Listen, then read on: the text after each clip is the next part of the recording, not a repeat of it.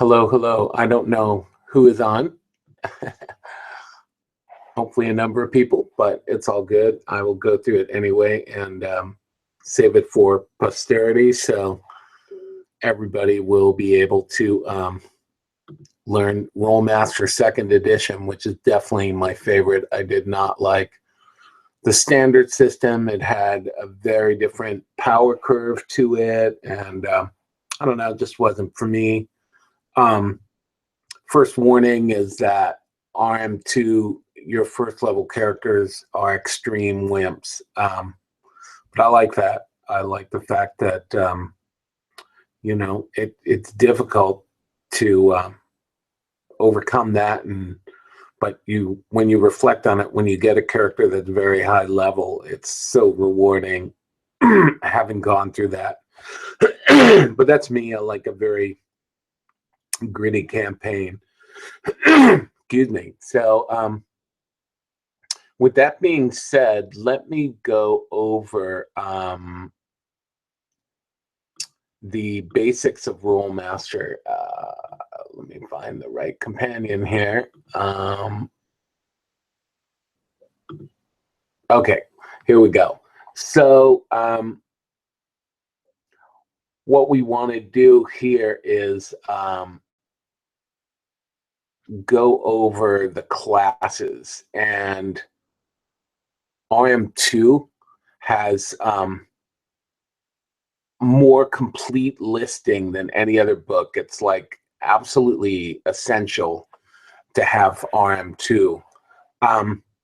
This is one of the blessings and the curses of RM2 is that every class has different skill costs, which is cool until you start having to create a character sheet, and that it's enormous work, which is why we've automated it over time, and we use Google Docs and Excel spreadsheets, and we've done all kinds of crazy things. And one of my friends wrote, one of our players and one of my friends wrote a character generator a long time ago, and that's actually become kind of famous, but it's out there if you want to Google for it. But anyway, this is one of the pains, but it's also such a cool thing. There are so many different cool classes.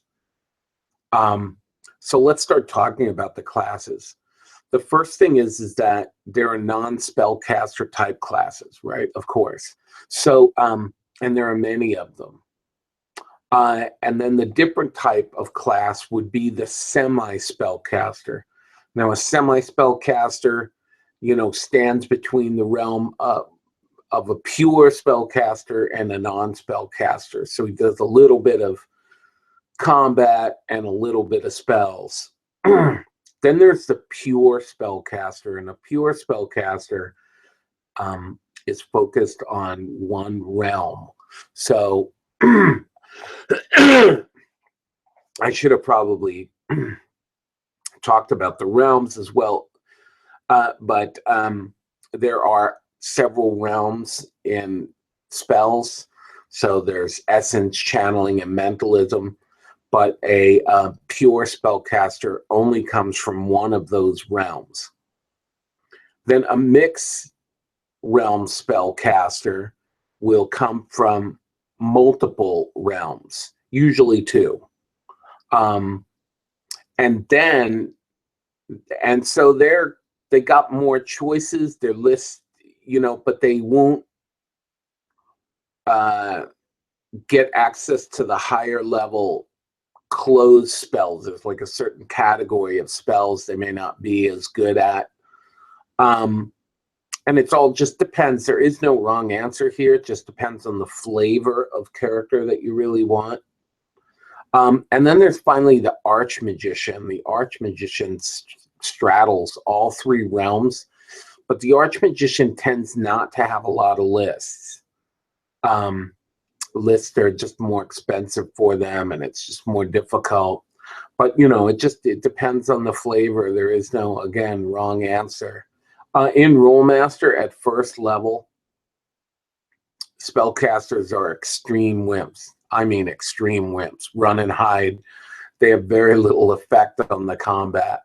But near the higher level, you know, as is the same in D&D, they become, you know, gods. They're just, you know, some of the most powerful characters in the party, obviously. I think that it goes away with, or happens with a lot of different role-playing systems. So those are the basics of the classes. Then let's talk about the stats. So the stats are basically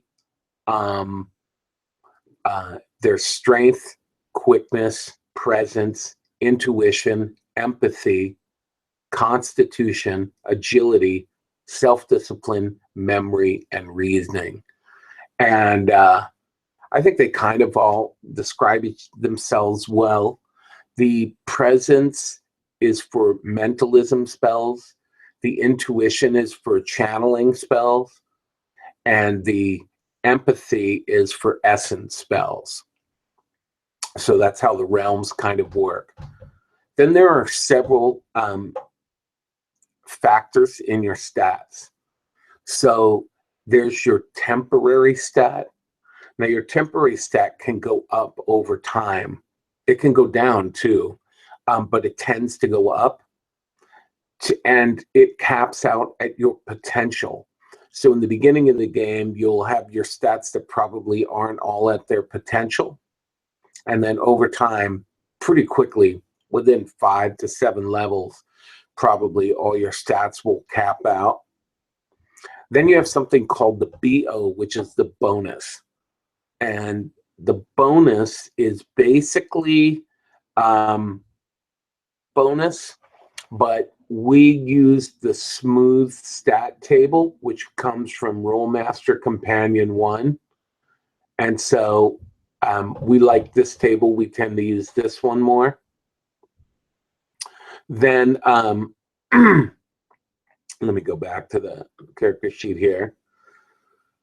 Then you'll have RA, or racial, and your racial stats are, of course, depending upon your race.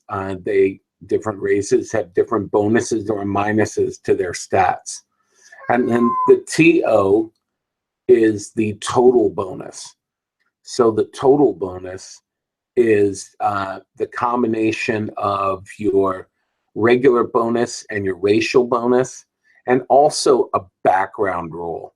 So you could have a background roll that increases your stats. I love Rolemaster backgrounds. There's a special table in Companion 1 where they talk about background options, and there are skill at arms section and the skill at magic, and they just really enhance excuse me, the flavor of the game. Love it. I always take 5 background rolls if I'm playing a human, because I love the background rolls. I don't want anything else. So that is the overview of stats. Let me now talk about skills. So first off, there are development points, and constitution, agility, self-discipline, memory, and reasoning all group together to determine your development points. So you can look these up on the smooth stats table, which is up here, and it will have your development points. So that section right here is how you determine what your development points are for your stats. And then there are 2 types of skills. There's primary skills and secondary skills. And for primary skills, you spend your development points. And I don't know if this is really a homebrew rule, but we've been using it for like 20 plus years. We do 20%. It may actually be a real rule. I don't remember off the top of my head, but we use 20%, 40%. What, I got to think about this now. Yeah, I think it's about 40% of your primary points. You get an extra 40% to go into your secondary skills. So every skill on this first page is a primary skill: climb, swim, ride, all your weapons, martial arts, adrenal moves, read runes, attunement, channeling, maneuvering, and armor. And then there are secondary skills. So everything else is a secondary skill. And spells are primary skills as well. So your secondary skills come from that secondary development point pool. And there are costs depending upon your class. This is what makes rolling up a character in Rolemaster a big event. It's even for an experienced player, if you do it by hand without like spreadsheets, or if you just do it pen and paper, it's, even for me, it would take me multiple hours to do it, because it's just writing out all the skill costs, and it's crazy. It is what it is. But once it's done, it's done.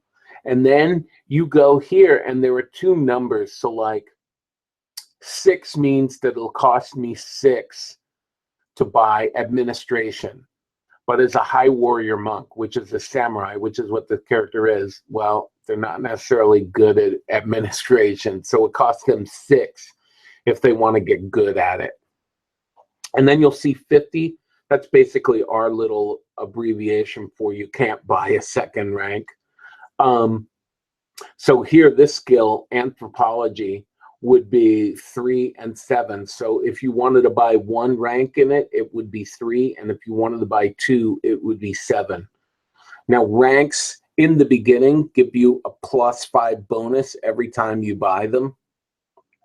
And over time, that actually will get lower to +3, then +2, then +1, then +1/2, to where it's very difficult if you buy ranks at high level to make a lot of progress. Then there's something called categories. And these categories are what level bonuses apply to. So like a samurai is, amazing at combat. So they're going to get 3 per level. So this character's 16th level. So, this character has an amazing level bonus. So even at brawling, this character is +34. But like at disarm foe unarmed, this character is 108. That's a very high number. 122 at I, which is Aijutsu, your ability to draw your sword and attack at the same time.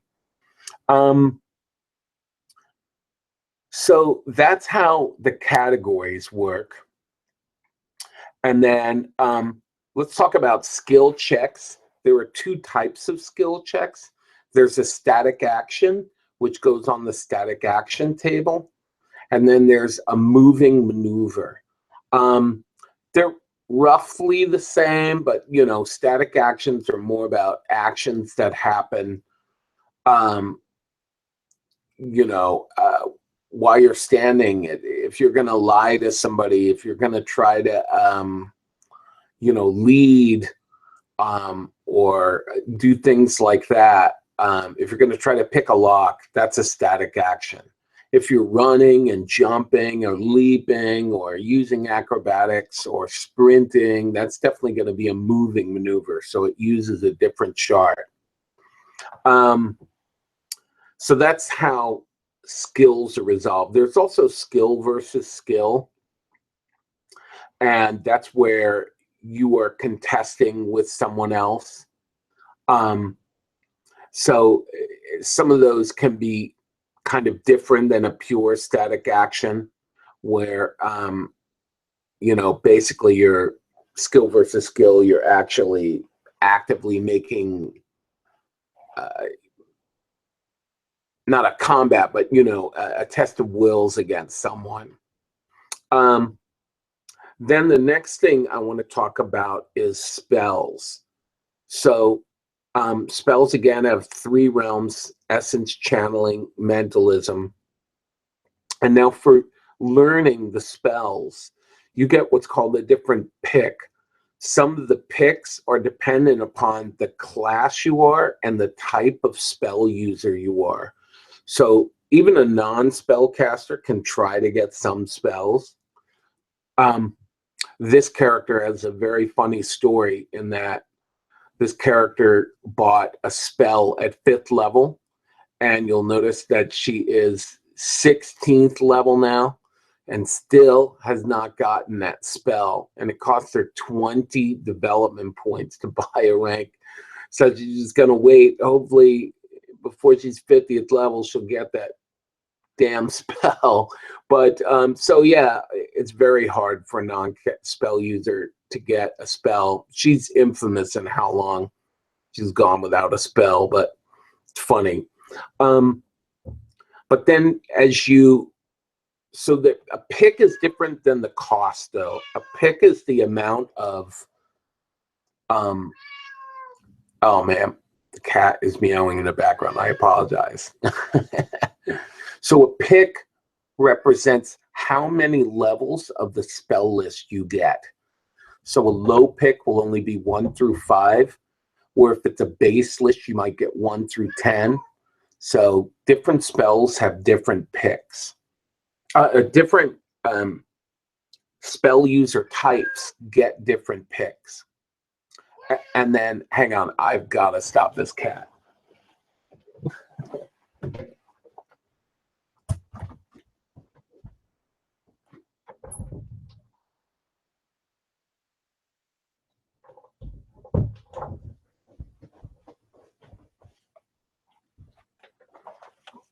Okay, sorry about that. So basically, like I said, a pick represents, 1 through 5, or, that would be a really lousy pick. Like a non-spellcaster might only pick up a spell list to 5th level. Most of the spell lists go up to 50th level, but there are extended books which take them to even 100th level.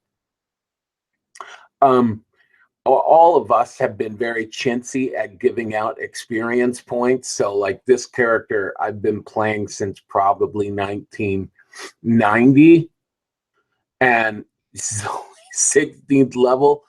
I don't know, but I've never played a character that high. Actually, I have played, we did like a one-shot game, which turned out to be multiple shots where we rolled up high-level characters, really high-level characters, and we realized, hey, we don't know how to play these characters because they're so high-level. It's a different feel. But I've been playing this character a long time, and it's one of my favorite characters. It's incredibly tough. But okay, so let's talk about... we've talked about the spells a little bit. Let me show you some of the spells and what they look like. So here's there are different types of spells too. There's open. Open are the easiest of a realm to learn. And so the picks will be better, and it's just easier to learn open spells. Then there are closed spells. Closed spells are harder. And then there are base lists. So a base list would be a pure spell users, and even a non-pure, actually. Any spell caster that is of the semi-pure or multi-class, multi-realm type will have base lists. And these base lists usually have their name in them. So there's the magician base list. There is sorcerers. There's illusionists. And basically the way the spells work is they go from, again, 1 to 50. And a pick for a pure spell user would be like, in their base would be 1 through 10. So if they get a spell, they'll get a spell list. They'll get all 10 of them. Now, when they get a spell list at first level, they're not going to be able to cast a 10th level spell. They probably wouldn't even have enough power points to cast like a 10th level spell. But you know, they actually have access to them, so they can do things like they can try and overcast. Spellcasting in Rolemaster is very slow too. In the way we've implemented it, actually, just in the core rules, you have to prepare multiple rounds, so it's not like a caster is just whipping off all these spells every round. So that's kind of how spellcasting works. Let me talk about what Rolemaster's most famous for, and that is the arms law, attack and critical tables. So let me go over those. And basically what this chart is showing you, this is a really wimpy weapon, it's a dagger, is the amount, first the armor types. So there's 1 through 20 armor types in here. 1 is you're naked, basically, it's no armor, you know, you just have your clothing on, whatever. 2 are like special robes that casters may wear. Now 3 and 4 are like intrinsic animal types. So like in my world, lesser orcs are armor type 3 and greater orcs are armor type 4, but usually you'll see animals or monsters with these armor types. You can't make a set of armor out of 3 or 4. You can make a set of armor out of a hide, yes, but it will not end up being 3 or 4. So 5 is soft leather, like a soft leather jacket. And then, you know, it goes all the way up through there. If you add in leggings and, you know, all that, you can work your way to 8. And then 9 and 10 are rigid leather types. Now, 11 and 12 are also animal types, but you can actually make these into armor. So, like, there are some demons that are armor type 11. If you're able to catch them and skin them, you can actually make yourself armor type 11. And armor type 12 would be dragon hide. So if you got a dragon, now some dragons are higher level armor types than 12.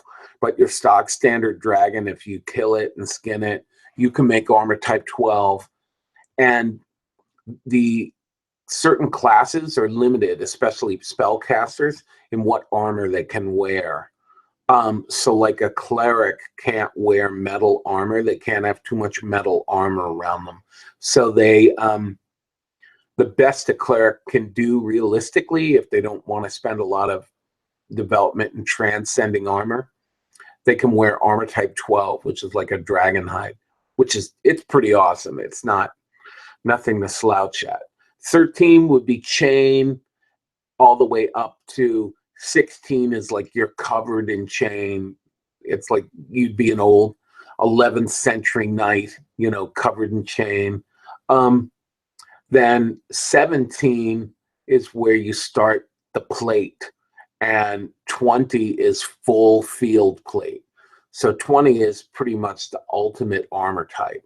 You can also make armor, you can build quality stuff. So you can have a +5 or a +10 or a +15 or a +20 armor. That would be quality. And then there's magic, which is different. So you could have a +5 through all the way up to +30 magic armor, which would be incredibly expensive. I've never seen it before, but it would be like Eog armor would be like +30. You know, ridiculously rare and expensive. So once you know the armor type of the thing you're attacking, it'll then have a defensive bonus. And I didn't want to get too much into combat for this. I wanted to keep this short and consumable. So I won't go, I'm going to do further videos if there's demand for it, where I'll go into character creation step by step. I'll go into, you know, combat. I'll go into in-depth in spells. This is just like a general overview of RM2. So then we get to the fun stuff. This E, these letters represent criticals, and the second letter represents critical types. So let's go to the like puncture or slash crit tables. This is what makes Rolemaster super, super deadly. A first level character can run up to a 20th level character and possibly cut his head off. It can happen. It's unlikely, but it can happen. And critical, so where it happens.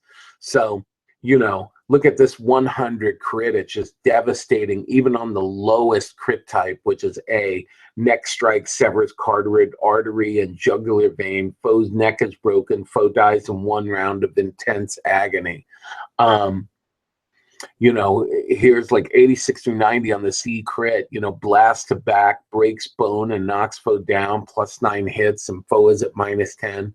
Foe stunned and unable to parry for 4 rounds, which is pretty deadly, man. If you can't parry, and if you're stunned, you can't attack either. You're in a world of hurt right there. My favorite too is on the E/critical, the 00, you basically cut your opponent's nads off. It's not good. Pretty funny. But he does live. But that's the critical tables, and they are super funny. There's just some really funny tidbits hidden in the critical tables. Then there's something called large animal crits. So large animals are harder to crit, and they have different types in there. And the table goes up really high. It's really hard to kill something that's large. And it's super hard to kill a super large creature. So a super large creature also has crits, and you can kill them with 1 blow, but, you know, 251, it's pretty hard. So, you know, it's also another thing that I didn't show you are the fumble tables, and I won't really get into those now, but some of those are quite funny. And you can definitely hurt yourself when you fumble, you know, unfortunately. You can kill yourself fumbling, and you can fumble with spells as well. So it's a really, what I like about Rolemaster, now I'm trying to wrap this up. What I like about it is your character is so customized. And, you know, even though you have classes, you can still buy skills that aren't in your class's domain. You may not be great at them, but you can buy them. You can really customize your character. A character in Rolemaster is way more customizable, I believe. And I like the skills. Some people don't like them. They want low skills. I love the skills. To me, it really gives my character more flavor to know what skills they're good at, and to have actual good rules behind the skills, I think make your character just really, really interesting and exciting. And of all the role-playing systems I've played, I started with D&D and AD&D, and, you know, I played GURPS, I played Rolemaster, I played Pathfinder, I played D&D 5e, I played, you know, different versions of that. I love Rolemaster the best. It's not perfect. It definitely has its flaws, but it's just so detailed, man, that I really feel my character is a real living entity and super customized. So, hey, if you liked this video, if you thought it was a good overview, give me a thumbs up. Leave a comment. I'd love to get some feedback. I'd also love some feedback if you want me to do more videos and get more in depth so you can really deeply understand the system. I don't mind doing that. So just, yeah, leave me some feedback if you enjoyed it. And I hope you got something good out of this. Okay? Bye-bye.